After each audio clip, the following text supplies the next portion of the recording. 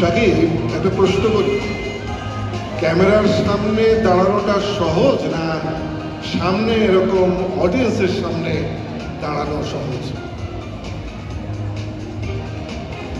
আসসালামু আলাইকুম।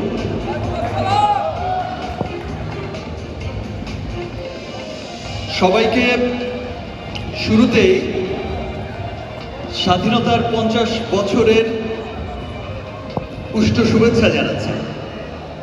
আর ভাইয়া যেটা বললেন যে ক্যামেরার সামনে দাঁড়ানো আর অডিয়েন্সের সামনে দাঁড়ানো, সত্যি কথা বলতে আমার কাছে এখন মনে হয় ক্যামেরার সামনে দাঁড়ানো আমার জন্য অনেক ইজি, মানুষের সামনে দাঁড়ানো আমার কাছে এখন অনেক কঠিন কাজ মনে হয়। আচ্ছা, একটা স্মৃতির কথা জানতে চাইবো। প্রথম যখন ছবিতে, আমি এটা জানতে চাই এই কারণে যে আমিও ছবিতে অভিনয় করতে গিয়েছিলাম, কিন্তু আমি দেখেছি যে গানের সঙ্গে যখন নাচতে হয় ঠোঁট মেলে তো পা মেলে না। এটা কি শাকিব খানের জন্য হয়েছিল প্রথম? ঠোঁট মেলাতে ঠোঁট মেলাতে পারছি, পা মিলছে না, পা মেলাই ঠোঁট মেলে না। অনেকবার হয়েছে, মাঝে মাঝে এখনো হয়। আচ্ছা, আপনার কি কখনো হয়েছে এমন? আমার প্রবল হয়েছে এবং আমি ওই নাচ থেকে অবসর নিয়েছিলাম। না, কিন্তু আমার তো আমি সবার সামনেই বলছি, আমি কিন্তু আপনার একজন অন্ধ ভক্ত, অনেক বড় ফ্যান আমি, বিকজ আপনার অনেক ফ্যান এখানে, আমার মতো অনেকেই আছে এখানে। বিকজ আমি যখন আপনার অনেক আগে ছোটবেলায় আপনার সিনেমার গান দেখেছিলাম, মানে আমি ভেবেছিলাম যে এত সুন্দর মানুষ হয়। আচ্ছা, আপনি অনেক হ্যান্ডসাম ছিলেন, আমি মনে করি Still আছেন। আমি মনে করি এখানে অনেক মানুষের জানার আগ্রহ রয়েছে। শাকিব খানকে আমরা বেড়ে উঠতে দেখেছি আমাদের চলচ্চিত্রে। এই শাকিব খান যখন বিদেশে কোনো ছবিতে অভিনয় করতে গেল এবং কোনো গানের দৃশ্যে দেশের বাইরে যে অভিনয় করতে হলো, তখন কতটা আত্মবিশ্বাসের সঙ্গে সেটা করতে পেরেছিল? আমি তো আবার সেরাটা দেওয়ার চেষ্টা সবসময় করি। আমি অনেকবার আমার লন্ডনে শ্যুট করা হয়েছে, অনেকবার। এখানে যারা আছে, যারা আমার সম্পর্কে আমাকে জানে, আমাকে চেনে, তো লন্ডনে আমার অনেকবার শ্যুট করা হয়েছে, অনেকবার শুটিং করেছি, মাসব্যাপী শুটিং করেছি। এমন এমন সিনেমা করেছি যে ম্যাক্সিমামই হয়তো বা কলকাতার সিনেমা, ওপার বাংলার সিনেমা বা কো প্রোডাকশন সিনেমা। সামহাও এই আটলান্টাটা আমি পাড়ি দিতে পারতাম না। বহুবার চেষ্টা করেছি, বহুবার চিন্তা করেছি যে আমেরিকা একটা বড় শ্যুট করব উইথ সেটআপ, মানে উইথ বলিউড ক্রু। আমার নিজের একবার প্রোডাকশনের সিনেমা পাসওয়ার্ডের জন্য আমি টার্কিতে শ্যুট করেছিলাম। সামহাও কেন যেন ব্যাটে বলে মিলছিল না এই আটলান্টার এপারের আমেরিকার সাথে। বাট আফজাল ভাই, আমি আপনার সামনে সবাইকে বলতে চাই যে আমরা কিন্তু অনেক বড় একটা প্ল্যান করেছি আমাদের দেশে, মানে আমাদের একটা সিনেমা উইথ দেশি বিদেশি সমস্ত ক্রু অ্যান্ড কাস্টিং, সমস্ত আর্টিস্টকে নিয়ে এখানে একটা বড় সিনেমার কিন্তু প্ল্যান করেছে। যদি কোভিড না হতো তাহলে এতদিন শুট হয়ে এখানে রিলিজও হয়ে যেত ইনশাল্লাহ। Very soon. আমার ডিরেক্টর হিমেল আশরাফও আছে এখানে। তো আমরা কিন্তু লোকেশন দেখছি, র্যাকি করছি। আজকে আমার এই অনুষ্ঠানের সুবাদে এখানে আসা, কিন্তু সেই অনুষ্ঠান শেষ করে সেই ফাঁকে কিন্তু সেই কাজটাও আমরা করে যাচ্ছি। এবং আমি চাই, দুই পাখি একদমই তাই, আমি চাই, যেমন আমি সবসময় দেখে থাকবেন যে আমি বলি যে আমি চাই আমার সিনেমা যেন বিশ্বের একদম লাস্ট প্রান্তে পৌঁছে যায়, আমাদের বাংলাদেশের সিনেমা, বাংলা সিনেমা। সেই ভিশন নিয়ে আমি কাজ করি সব সময়।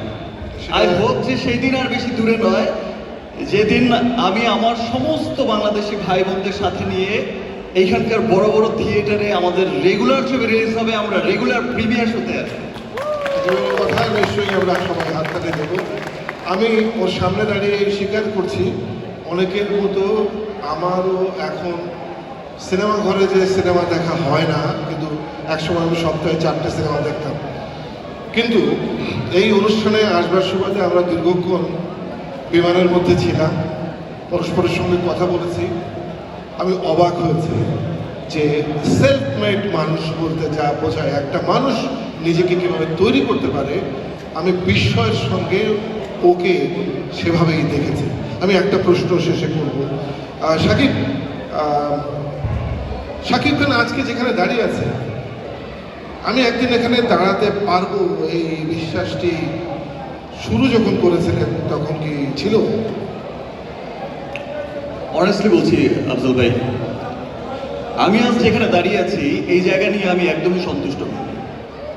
বিকজ আমার ভীষণ হচ্ছে আরো অনেক দূর যাওয়া। আর আমি বিলিভ করি যে ইনশাআল্লাহ ইন্টারন্যাশনালি গ্লোবালি আমি আমার সিনেমাকে, আমাদের সিনেমাকে, বাংলা সিনেমাকে যেদিন বিরাট বড় একটা অবস্থানে দেখবো, সেই দিন আমার কাছে আমি ফিল করবো যে ইয়েস, কেউ বলে লাভার বয়, কেউ বলে সুপার হিরো, কেউ বলে প্রতিবাদী, তুমি ছাড়া সবই জিরো। আর আমি বলি যারা করে নিয়ম, আমি তাদেরই যে মানুষের মনে এত বড় স্বপ্ন থাকে, সেই মানুষের প্রতি আমাদের শুভকামনা দ্বিগুণ থাকা উচিত এবং তাকে জানান দিয়ে এই মঞ্চে হাততালি দিয়ে যে এই শুভকামনা তার প্রতি আমাদের রইল। Thank you, thank you. এই মঞ্চে এখন জৈনুদ্দিন মামুনকে আমি আহ্বান জানাই। আজকে যে সেই অনুষ্ঠানে এসেছে সাকিব, তার জন্য আমরা তাকে একটি শুভেচ্ছা স্মারক তার হাতে তুলে দিতে চাই। জৈনুদ্দিন মামুন। আমি তাদেরই জন, শত্রু সবাই সাবধান। সাকিব খানের গানের গলা কেমন? একদমই ভালো না আফজল ভাই। একটু শুনতে পারি, মানুষ কতটা খারাপ কতটা ভালো একটু শুনেছেন? আমি গান গাইলে অডিয়েন্স একটাও থাকবে না আফজল ভাই। আমাদের অনুষ্ঠান শেষ, শুধু আমাদের প্রিয় শিল্পী সামিনা আসবে মঞ্চে, ওর গান শুনবো, সবাই খুশি মনে বাড়ি ফিরে যাব।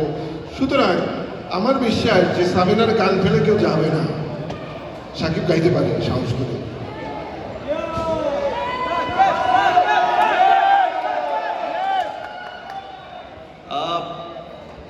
আমার সিনেমার গান তো আমি সবসময় গাই। আপনার সিনেমার একটা গান এখন আপনাকে একটু শোনাই। আচ্ছা শুনুন।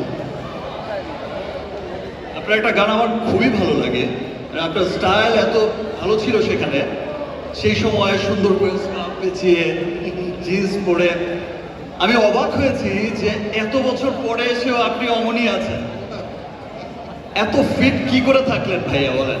গান শুনুন, ও কথা আমরা পরে বলতে পারবো। আচ্ছা ঠিক আছে, সেই টিপসটা আমি অবশ্যই নেব আপনার কাছ থেকে। আপনার একটা গান এমন ছিল, আমি কিন্তু একদমই গান গাইতে পারি না, গুনগুন করে একটু গাইছি। আপনার একটা গান ছিল এরকম, আমি একদিন তোমায় না দেখিলে, তোমার মুখের কথা না শুনিলে, পরার hour right Roy. Please please please আপনি আপনি আপনি প্লিজ আগে তার আগে কাজটা শেষ করে নিই। শুভেচ্ছা স্মারক। আপনার গানটা তো মিস করতে চাই না। শোনো, পুরো গানটাই শোনাবো। আমরা একটু করতালি দিয়ে সাকিবের প্রতি করতালি দিয়ে আমরা তার প্রতি ভালোবাসা সম্মান জানাই এবং তার আগাম যে স্বপ্ন সেগুলো যেন পূরণ হয়, এই শুভকামনা। অভিনন্দন সাকিব। তবে আমার ধারণা যে আমরা যখন হাসি ঠাট্টা করছিলাম, কিন্তু একজন মানুষ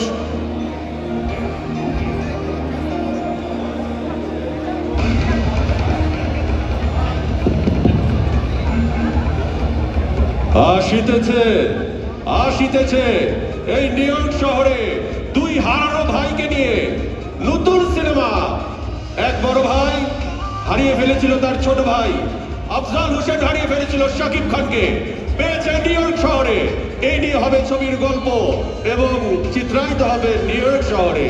কেমন হবে গল্পটা ভাই, কেমন হবে? দেখলাম মঞ্চে শাকিব খান এবং আফজাল হোসেন আছে, আমি ভাবলাম কিছু প্রশ্ন না করলে আমার প্রতি অবিচার হবে, আপনাদের প্রতি অবিচার হবে, কি বলেন? শাকিব ভাইকে দেখলাম বুদ্ধি করে মাইকটা সরিয়ে দিল, আমি আবার হারানো মাইকটা ফিরে পেতে চাই। Thank you very much Shakib ভাই। আপনি জানেন যে আপনি বাংলাদেশের সবচেয়ে বড় সুপারস্টার, আপনাকে সবাই ভালোবাসে, কিন্তু আমার ধারণা আমার কিছু ভাই বন্ধু পুরুষ তারা আপনাকে একটু হিংসাও করে। এই হিংসা কারা করেন একটু হাত তুলেন তো। এই যে Nobody, yes. তাহলে কোনো ভাই আপনাকে হিংসা করে না, হিংসা কেন তার করবে? মানে হিংসার মতো কিছু করে নাই, উনি সবকিছু করছে যে আপনাদের মন ভালো রাখার জন্য, মনে আনন্দ দেওয়ার জন্য, তাই কি? ওকে, তাহলে একটু জোরে তালি দেই না আমরা শাকিব ভাইয়ের জন্য। শাকিব ভাই, Yes, brother. আপনি আমার খুব প্রিয় মানুষ এবং আমরা খুব ঘনিষ্ঠ বন্ধু, কিন্তু আপনি আমাকে বলছিলেন যে আপনি আমার উপর অনেক অভিমান করে আছেন। আজকে এখানে আমি জিজ্ঞেস করি যে আজকে কি মান অভিমান ভেঙে যেতে পারে? আপনার উপর আমার কোনো অভিমান নেই, আপনার প্রতি আমার অনেক ভালোবাসা। আমি আবার আপনার বেশি ভালোবাসা পেতে চাই না, কারণ বেশি ভালোবাসা পেলে আবার যদি জীবন অন্যদিকে মন নেয় তখন তো আবার ঝামেলায় মরে যাব। তো আপনি আমাকে কম কম ভালোবাসেন, কিন্তু আমার শোতে আসেন, আপনাকে আমি ওয়েলকাম করছি। আজকে এই মঞ্চে দাঁড়িয়ে আপনি কথা দেন একদিন আপনার সাথে আমার খোলাখুলি কথা হবে, হৃদয়ের যত কথা, কি হবে না হবে না? অবশ্যই হবে। তাহলে নিউ ইয়র্কবাসী আপনাদের সাক্ষী রেখে আজকে কিন্তু কথা নিয়ে নিলাম, আপনারা খুশি? থ্যাংক ইউ আফজাল ভাই। ধন্যবাদ। আপনাকে একটি প্রশ্ন, এই যে দুই প্রজন্মের দুই নায়ককে আমরা দেখতে পাচ্ছি, সাথে যদিও আমাদের একজন বড় মানুষ আছেন কিন্তু নায়ক না, আপনারা দুইজন নায়ক, আপনার কেমন লাগে? এক সময় আপনি সুপার ডুপার হিট ছিলেন, আজ Shakib Khan super duper hit, আপনার কি একটু হিংসে হয়? এই যে তুমি একটু আগে বললে যে মাঝখানে যিনি আছেন নায়ক নন, নায়ক শুধু পর্দায় থাকবে তা না, নায়ক কিন্তু মানুষ এমনি জীবনেও হতে পারে তার কর্মের মধ্য দিয়ে। আর যে কর্মকে স্বীকার করে তাকে কিন্তু ভাবতেই হবে যে আজকে যে দিনটা যা আছে সেই দিনটা থাকবে না, আগামীকাল অন্য একটা দিন হবে। সুতরাং আমি বিশ্বাস করি যে আজকের পরে আগামী একটা দিন আছে, আজকের পরে আগামী দিন। Thank you very much, thank you Afzal ভাই, থ্যাংক ইউ সাকিব ভাই, থ্যাংক ইউ। ধন্যবাদ Shakib. Thank you once again. जिंदगी पूरा रिस्की